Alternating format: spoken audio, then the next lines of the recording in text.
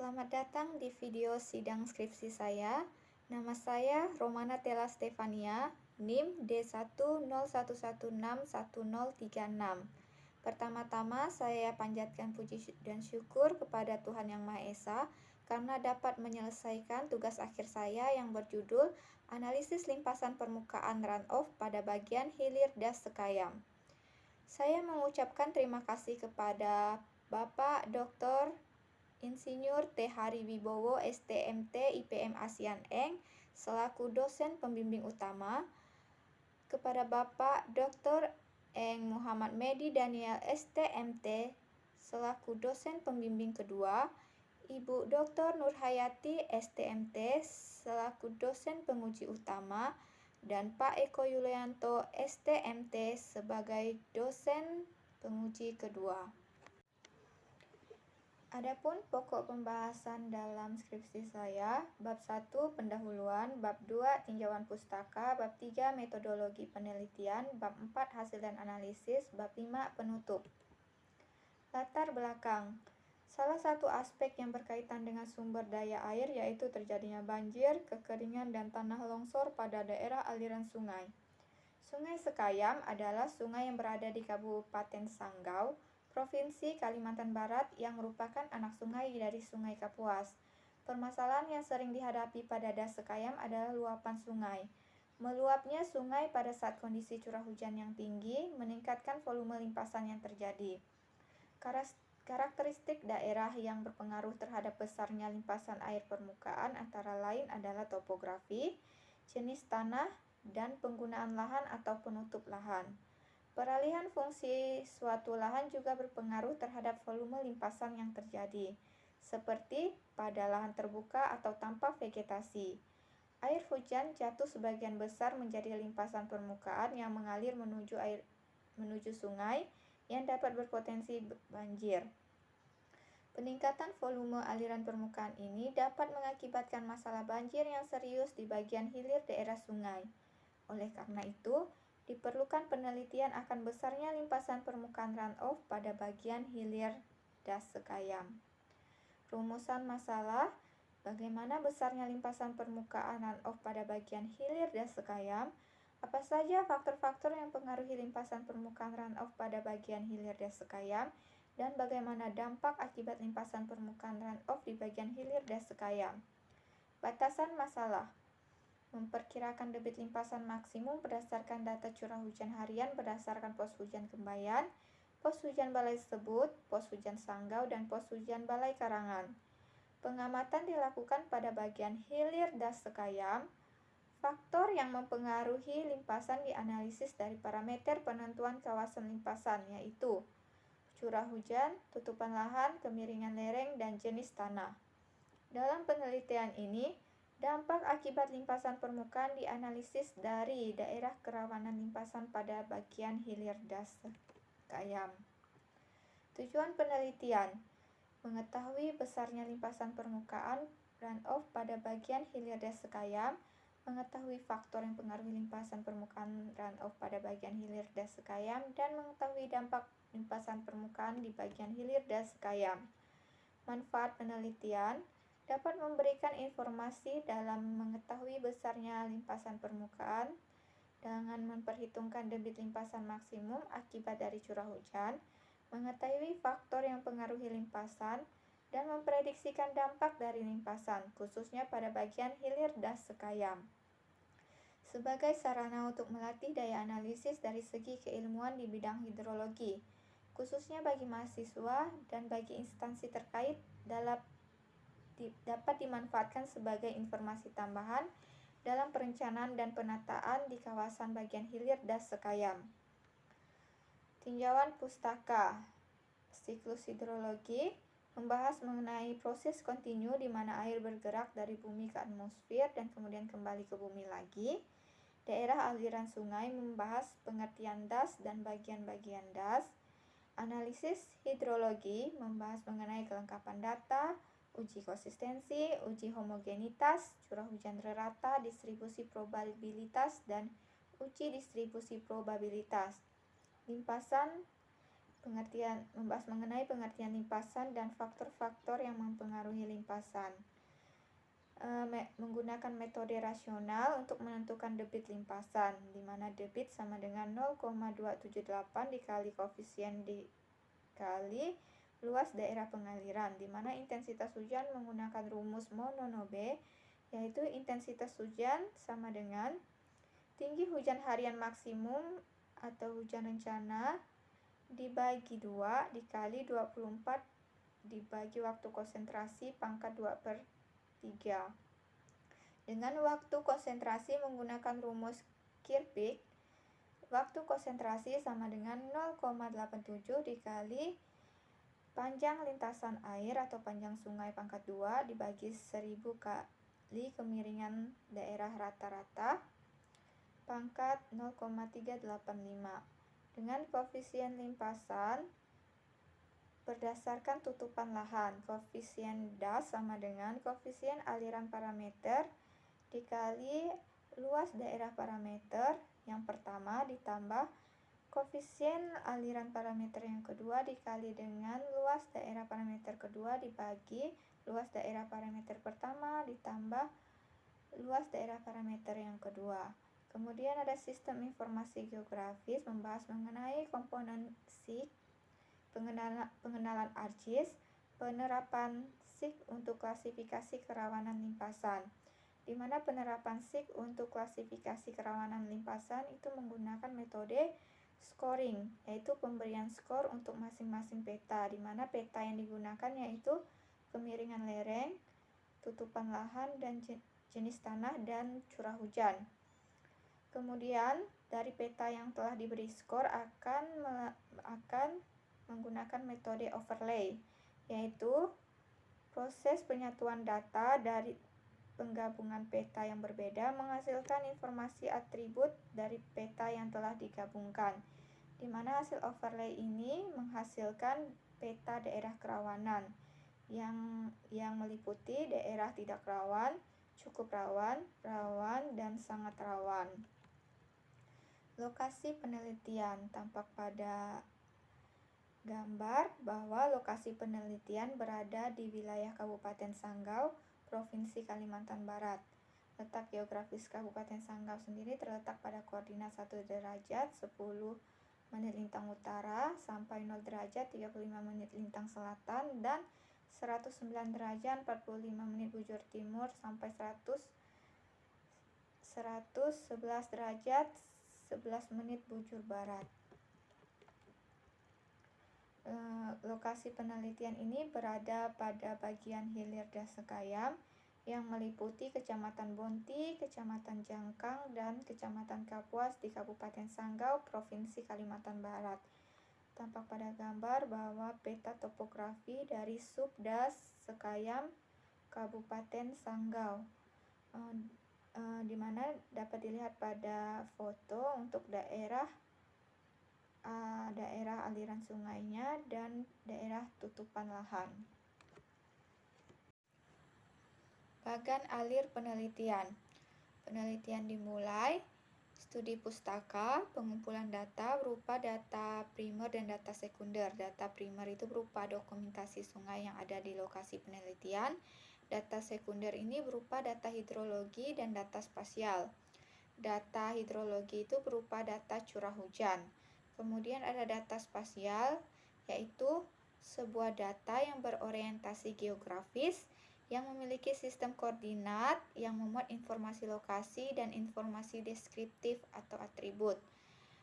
Data spasial ini meliputi data DEM, Digital Elevation Model, peta tutupan lahan, dan peta jenis tanah yang kemudian akan diolah dan menghasilkan peta kemiringan lereng, peta tutupan lahan, peta jenis tanah, dan peta curah hujan. Data hidrologi akan diolah berdasarkan pengujian data curah hujan rata, uji kesesuaian, intensitas curah hujan, dan koefisien limpasan yang akan menghasilkan debit limpasan menggunakan metode rasional. Kemudian data spasial tadi akan diolah juga menggunakan pengolahan SIG, Sistem Informasi Geografis, menggunakan metode scoring dan overlay, akan menghasilkan peta kerawanan limpasan, yaitu sangat tinggi, tinggi, sedang, dan rendah, serta dilihat juga pengaruh dan dampaknya terhadap limpasan. Kemudian ada kesimpulan dan saran, selesai. Kemudian masuk pada bagian hasil dan analisis, ada daerah aliran sungai. Data yang digunakan dalam pembuatan DAS Sekaya menggunakan ARIS 10.3 adalah data DEM atau Digital Elevation Model. Pada penelitian ini, analisis dilakukan pada bagian hilir DAS Sekayam dengan luas 1981,32 km persegi. Perhitungan debit dilakukan dengan menggunakan metode rasional, di mana disebutkan bahwa penggunaan metode ini secara praktis untuk luasan 5.000 hektar. Jika ukuran pengairan lebih dari luasan tersebut, maka ukuran daerah perlu dibagi menjadi beberapa bagian sub daerah pengairan. Kemudian rumus rasional diaplikasikan pada masing-masing sub daerah pengaliran. Pembagian sub daerah pengaliran pada bagian hilir DAS Sekayam dilakukan dengan memperhatikan anak-anak sungai yang menuju sungai utama. Dari hasil analisis DAS Sekayam, bagian hilir dengan luas 1981,32 km persegi didapat 42 subdas dengan pembagian kawasan sebagai berikut. Berikut adalah peta pembagian untuk daerah subdas. Terdapat 42 subdas. Untuk luasannya dibagi menjadi kurang lebih 50 km persegi. Pengujian data curah hujan. Data curah hujan yang digunakan adalah data curah hujan maksimum 1 harian dalam 1 tahun dari masing-masing pos hujan selama 14 tahun, yaitu dari 2006 sampai 2019. Pos hujan yang digunakan itu pos hujan Sanggau, pos hujan Balai Sebut, pos hujan Kembayan, dan pos hujan Balai Karangan. Kelengkapan data. Metode yang digunakan adalah metode rasional atau normal ratio method, di mana metode ini membandingkan data hujan satu dengan data hujan yang lainnya. Berikut adalah tabel rekapitulasi data curah hujan maksimum untuk masing-masing pos hujan yang digunakan. Data tersebut akan digunakan untuk perhitungan selanjutnya. Kemudian ada uji konsistensi. Uji konsistensi berarti menguji kebenaran data lapangan yang tidak dipengaruhi oleh kesalahan pada saat pengukuran. Pengujian konsistensi data dilakukan dengan metode RAPS.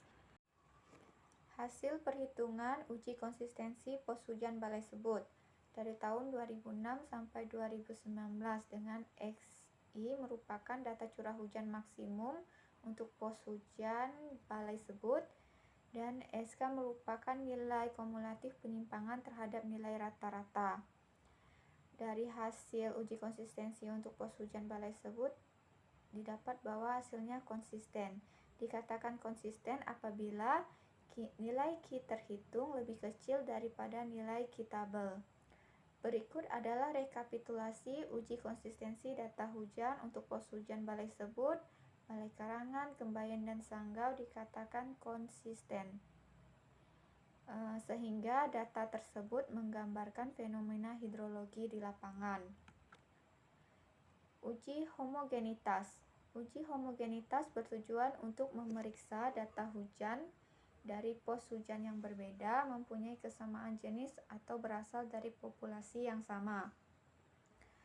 Uji homogenitas pos hujan Balai Sebut dan pos hujan Sanggau, di mana didapat bahwa hasilnya homogen.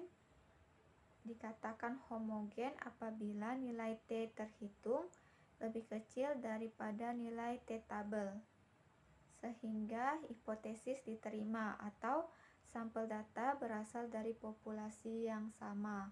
Berikut adalah rekapitulasi uji homogenitas.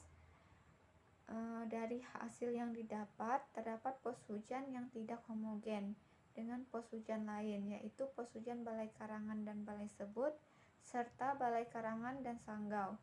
Jika ditinjau dari letak lokasi dari pos hujan Balai Karangan dan Balai Sebut, menunjukkan lokasi yang berjauhan. Begitu pula dengan pos hujan Balai Karangan dan Balai Sebut. Sehingga disimpulkan bahwa pos hujan Balai Karangan tidak mempunyai kesamaan jenis atau tidak berasal dari populasi yang sama. Perhitungan curah hujan rata. Curah hujan rata-rata dihitung menggunakan metode Polygon Thiessen. Untuk pos pengamatan curah hujan digunakan adalah pos hujan Sanggau, pos hujan Balai Sebut, pos hujan Balai Karangan, dan pos hujan Kembayan. Luas pengaruh curah hujan menggunakan Polygon Thiessen dengan sig sebagai berikut. Berikut adalah peta daerah Polygon Thiessen. Berdasarkan analisis pembagian daerah pengaruh metode Polygon Thiessen, didapat bahwa daerah pengaruh terbagi menjadi 3 bagian, yaitu daerah pos hujan Kembayan dengan luas 306,4 km persegi, daerah pos hujan Balai Sebut dengan luas 1284,69 km persegi, dan pos hujan Sanggau dengan luas 390,23 km persegi. Sedangkan daerah pos hujan untuk daerah Balai Karangan tidak mencakup daerah bagian hilir dari das Sekayam yang ditinjau. Dari nilai curah hujan rata-rata daerah, nilai Rx adalah nilai data curah hujan rata-rata yang akan digunakan untuk data curah hujan selanjutnya. Kemudian ada uji kesesuaian distribusi probabilitas. Ini dimaksudkan untuk mendapatkan metode yang akan dipakai bagi keperluan analisis data curah hujan. Dibagi menjadi ada uji deskriptor statistik dan uji C kuadrat. Ada uji deskriptor statistik. Pengujian dilakukan dengan membandingkan nilai CV, CS, dan CK dengan nilai koefisien dari tabel untuk masing-masing metode, yaitu metode Gumbel, normal, log normal, dan log person tipe 3. Berikut adalah perhitungan uji deskriptor statistik, di mana dari hasil pengujian tersebut didapat bahwa metode log person tipe 3 merupakan metode yang cocok untuk menganalisa data curah hujan karena mempunyai nilai kesalahan paling kecil. Uji kesesuaian distribusi probabilitas. Uji C kuadrat. Pengujian ini membandingkan antara frekuensi yang diamati atau terjadi di lapangan dengan frekuensi yang diharapkan pada setiap kelasnya. Dari hasil uji C kuadrat metode Gumbel, metode normal, metode log normal, dan metode log person tipe 3, metode log person 3 merupakan metode yang dapat digunakan untuk analisis frekuensi curah hujan karena nilai C kuadrat terhitung lebih kecil dibandingkan nilai C kuadrat kritis. Analisa frekuensi curah hujan.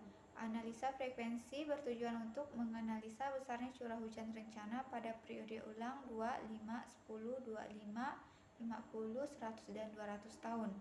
Dari analisis ujian kesesuaian distribusi probabilitas, metode yang cocok digunakan yaitu metode log person tipe 3, di mana terlihat pada tabel bahwa nilai X adalah nilai curah hujan rencana yang akan digunakan untuk perhitungan selanjutnya. Intensitas hujan. Intensitas hujan rencana dapat dikatakan sebagai ketinggian atau kederasan hujan per satuan waktu, mm per jam. Intensitas hujan dapat dihitung dengan rumus Mononobe untuk subdas Bounty 1 sebagai berikut. Intensitas sama dengan curah hujan rencana dibagi 2 dikali 24 per waktu konsentrasi pangkat 2/3, di mana intensitas untuk subdas Bounty 1 didapat hasilnya adalah 3,693 mm per jam. Untuk mencari waktu konsentrasi sendiri dihitung menggunakan rumus Kirchhoff. Waktu konsentrasi adalah waktu yang diperlukan oleh partikel air untuk mengalir dari titik terjauh di dalam daerah tangkapan sampai titik yang ditinjau. Perhitungan waktu konsentrasi untuk nilai subdas Bounty 1 sebagai berikut. Waktu konsentrasi itu adalah sama dengan 0,87 dikali panjang sungai dibagi 1000 dikali dengan kemiringan rata-rata, di mana kemiringan rata-rata sama dengan beda tinggi antara titik pengamatan. Beda tinggi antara titik pengamatan dibagi dengan 0,9 dikali dengan panjang sungai. Didapat hasil untuk waktu konsentrasi pada subdas Bounty 1 adalah 15,358. Kemudian berikut adalah hasil rekapitulasi untuk intensitas curah hujan untuk periode ulang pada masing-masing subdas. Dari analisis intensitas curah hujan tertinggi terdapat pada das Bounty 13 dan nilai intensitas terendah terdapat pada subdas Sanggau 2. Besar kecilnya nilai intensitas curah hujan dipengaruhi oleh nilai curah hujan rencana dan waktu konsentrasi. Semakin besar nilai curah hujan rencana, maka semakin besar nilai intensitas curah hujan. Berbanding terbalik dengan waktu konsentrasi. Semakin kecil waktu konsentrasi, maka intensitas curah hujan semakin besar. Kemudian ada mencari koefisien limpasan. Koefisien limpasan pada penelitian ini dianalisis menggunakan tutupan lahan pada bagian hilir Dasegayam. Semakin besar nilai koefisien limpasan menunjukkan sebagian besar air hujan menjadi air limpasan, maka ancaman banjir akan besar. Besaran nilai koefisien limpasan akan berbeda-beda tergantung dengan penutup lahan pada masing-masing subdas. Dapat dilihat pada peta penutup lahan untuk nilai koefisien limpasan, di mana untuk penutup lahan hutan, perkebunan, permukiman, sawah, semak belukar, sungai, tanah kosong, dan tegalan atau ladang untuk masing-masing luas dengan jumlah luas 1981,32 km persegi. Untuk perhitungan nilai koefisien limpasan subdas Sanggau 4 dapat dilihat pada tabel bahwa nilai koefisien das untuk Sanggau 4 adalah koefisien limpasan untuk tutupan lahan hutan dikali dengan luas tutupan lahan hutan ditambah koefisien limpasan untuk perkebunan ditambah luas koefisien limpasan perkebunan dibagi dengan luas koefisien hutan luas kawasan hutan ditambah dengan luas kawasan perkebunan, begitu juga selanjutnya, sehingga hasilnya didapat koefisien untuk subdas Sanggau 4 adalah 0,568. Berikut adalah rekapitulasi nilai koefisien limpasan untuk masing-masing subdas.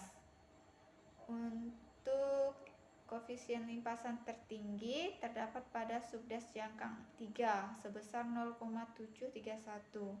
Dari nilai tersebut dapat diketahui bahwa perkebunan pada daerah tersebut sangat mendominasi tutupan lahan, sehingga berpengaruh terhadap nilai koefisien yang tinggi pada daerah subdas Jangkang 3. Sedangkan untuk nilai koefisien limpasan yang terendah terdapat pada subdas Sanggau 4 sebesar 0,568.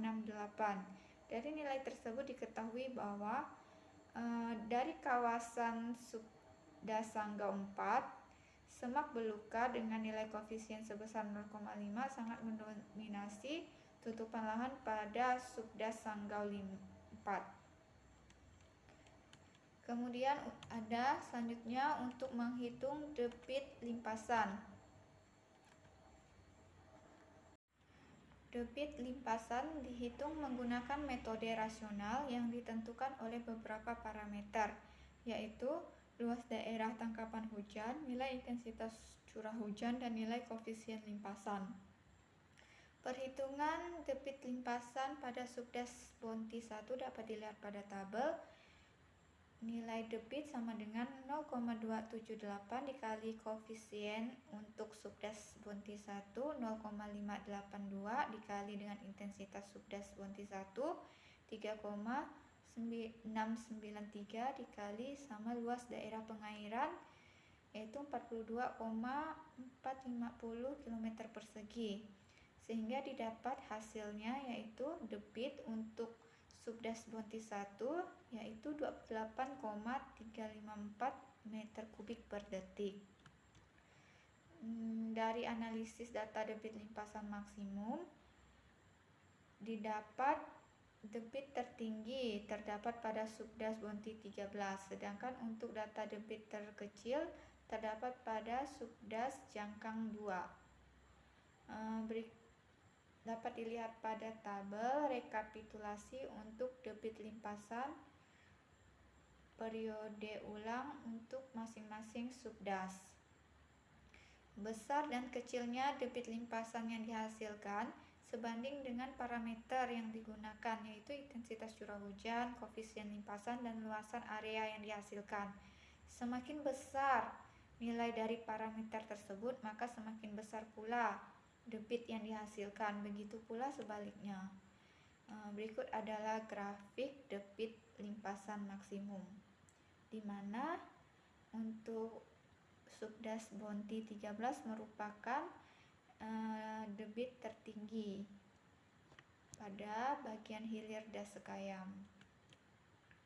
Kemudian ada analisis klasifikasi kerawanan limpasan permukaan. Penyusunan tingkat kerawanan limpasan permukaan akan digolong menjadi 4 kelas klasifikasi, yaitu tidak rawan, cukup rawan, rawan, dan sangat rawan. Parameter yang digunakan berdasarkan faktor-faktor yang mempengaruhi limpasan, yaitu tutupan lahan, curah hujan, kemiringan lereng, dan jenis tanah. Tutupan lahan pada bagian hilir Das Sekayam dapat dilihat pada tabel bahwa nilai untuk tutupan lahan untuk luas tertinggi masih didominasi oleh hutan dengan luas 420,149 km persegi atau 40%,394%. Semak belukar dengan luas 532,328 km persegi atau 26,867%,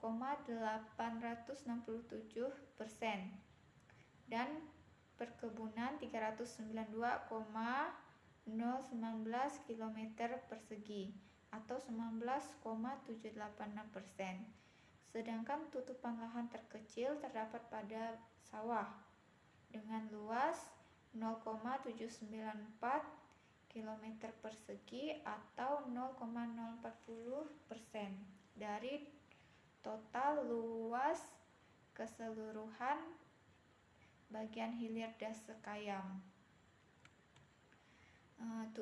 Tutupan lahan untuk kawasan hutan dengan luasan tertinggi terdapat pada subdas Sanggau 5 dengan luas 41,653 km persegi. Sedangkan luasan tertinggi untuk kawasan perkebunan terdapat pada subdas Jangkang 3 dengan luas 32,674 km persegi. Kawasan permukiman pada Subdas Sanggau 1 dengan luas 1,221 km persegi.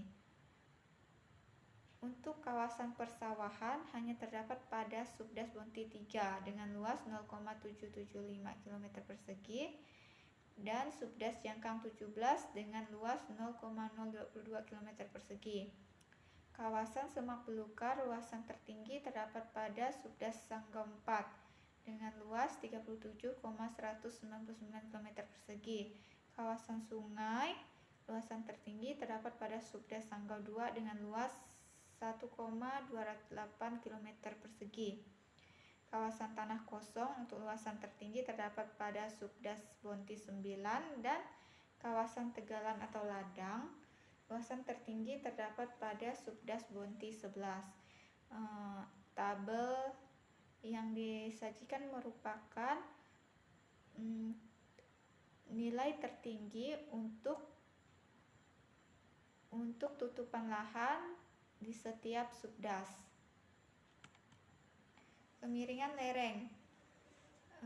Berikut adalah tabel kemiringan lereng di mana diklasifikasikan berdasarkan daerah datar, landai, agak curam, curam, dan sangat curam. Kemiringan lereng pada bagian hilir Das Sekayam dibagi menjadi beberapa klasifikasi. Berdasarkan analisis data, kemiringan lereng pada lokasi penelitian didominasi oleh kemiringan dengan klasifikasi landai, yaitu 8-15% dengan luas 495,906 km persegi atau 25,029% dari keseluruhan luas bagian hilir Das Sekayam. Berikut adalah tabel untuk kemiringan lereng. Dapat dilihat pada peta kemiringan lereng. Kemiringan lereng. Dari hasil tersebut dapat disimpulkan bahwa kemiringan lereng pada lokasi penelitian merupakan daerah dengan kemiringan lereng yang kecil, sehingga berpotensi banjir pada kawasan yang memiliki daerah kemiringan lereng kecil yang mana air limpasan akan mengalir dari tempat yang tinggi menuju tempat yang lebih rendah. Berdasarkan tabel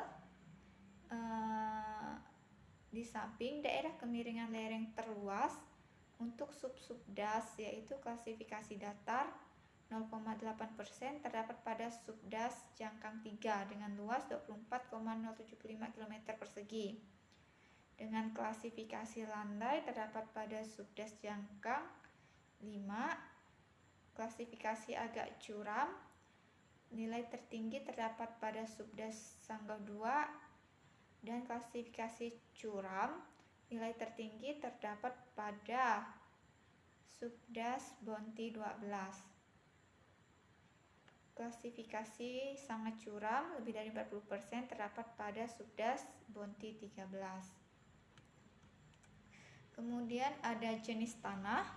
Untuk jenis tanah di lokasi penelitian dengan jumlah luasan 1981,320 km persegi didominasi oleh jenis tanah potsolik dengan luas 1546,937 km persegi atau 78,079% dari luasan bagian hilir Das Sekayam. Karakteristik tanah potsolik ini memiliki daya simpan unsur hara yang sangat rendah karena sifat lempungnya yang rendah dan daya simpan air yang sangat rendah sehingga mudah mengalami kekeringan.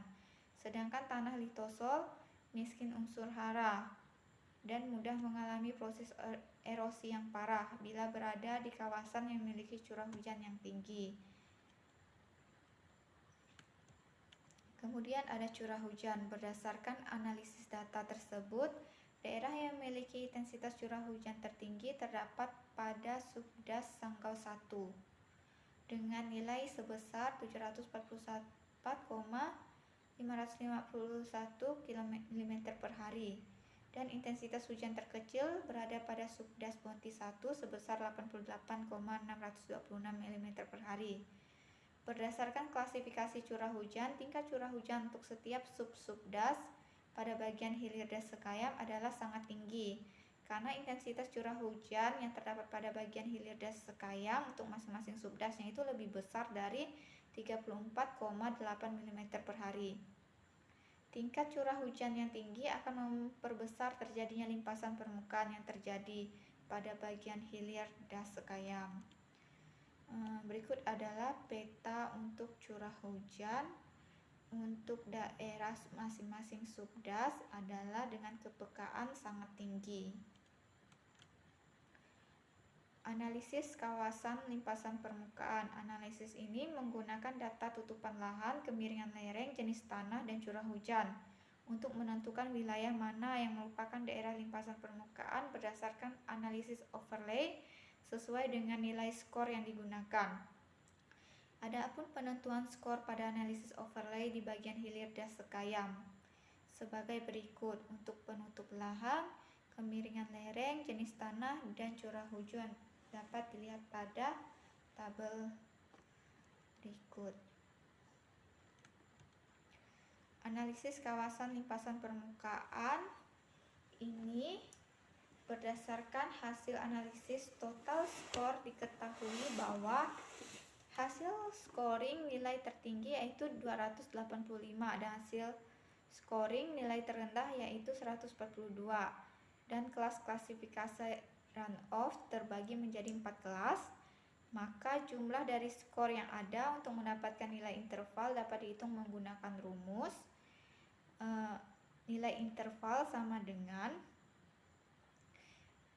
nilai tertinggi dikurang nilai terendah dibagi dengan kelas klasifikasi. Didapat bahwa untuk nilai interval dari kawasan limpasan permukaan yaitu 35,75.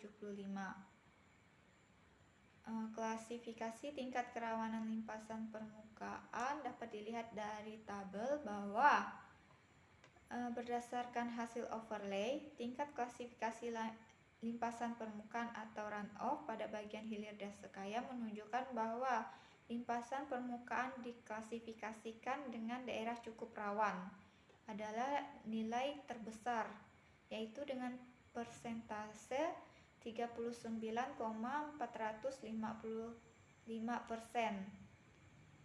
dengan skor 177,75 sampai 213,5. Klasifikasi tingkat kerawanan berdasarkan sub-subdas pada bagian hilir das Sekayam dengan kawasan tidak rawan yaitu terdapat pada jangkang 19 sebesar 59%. Dapat dilihat dari tabel presentasi klasifikasi limpasan untuk sub-subdas bagian hilir das Sekayam. Sedangkan untuk klasifikasi kerawanan dengan tingkat cukup rawan yaitu terdapat pada subdas Sanggau 3 sebesar 55%. Klasifikasi kerawanan limpasan permukaan dengan tingkat daerah rawan yaitu berada pada subdas Bonti 13 sebesar 55%, dan klasifikasi dengan tingkat sangat rawan terdapat pada subdas Bonti 9 dengan 34%.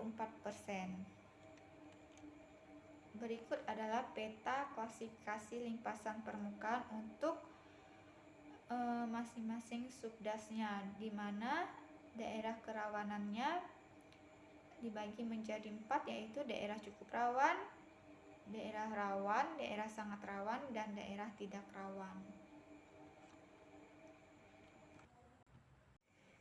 Kesimpulan. Dari hasil perhitungan, nilai debit limpasan pada subdas menunjukkan nilai yang tidak jauh berbeda. Hal ini tergantung pada luas daerah pengaliran, intensitas curah hujan, dan koefisien pengaliran. Semakin besar nilai dari A, IC, maka semakin besar pula debit yang dihasilkan. Limpasan terbesar terjadi pada subdas Bonti 13. Dan debit limpasan terkecil pada subdas Jangkang 2, di mana pada subdas Bonti 13 untuk periode ulang 2 tahun menghasilkan debit limpasan sebesar 110,843 meter kubik per detik. Sedangkan pada subdas Jangkang 2 untuk periode ulang 2 tahun menghasilkan debit sebesar 24,857 meter kubik per detik. Kondisi fisik das Sekayam pada bagian hilir berupa kemiringan daerah landai sebesar 25,029%. Penutup lahan pada kawasan ini masih banyak diisi oleh hutan sebesar 41,394%, yang kemudian diikuti oleh semak belukar sebesar 26,867% dan daerah perkebunan 19,786%. Daerah ini juga didominasi jenis tanah potsolik sebesar 77,031% yang diklasifikasikan peka terhadap erosi. Kondisi topografi, penutup lahan, dan jenis tanah akan berpengaruh terhadap besarnya limpasan yang terjadi pada daerah tersebut. Daerah yang berpotensi terjadinya limpasan permukaan digambarkan dengan bantuan aplikasi sistem informasi geografis untuk menentukan tingkat kerawanan. Klasifikasi tingkat kerawanan pada bagian hilir das Sekayam untuk kawasan tidak rawan sebesar 22,329%, cukup rawan sebesar 39,455%, daerah rawan sebesar 31,37%, dan daerah sangat rawan 6,845%, yang mana pada kawasan rawan hingga sangat rawan, limpasan permukaan yang terjadi dapat menyebabkan banjir dan erosi pada bagian hilir das Sekayam.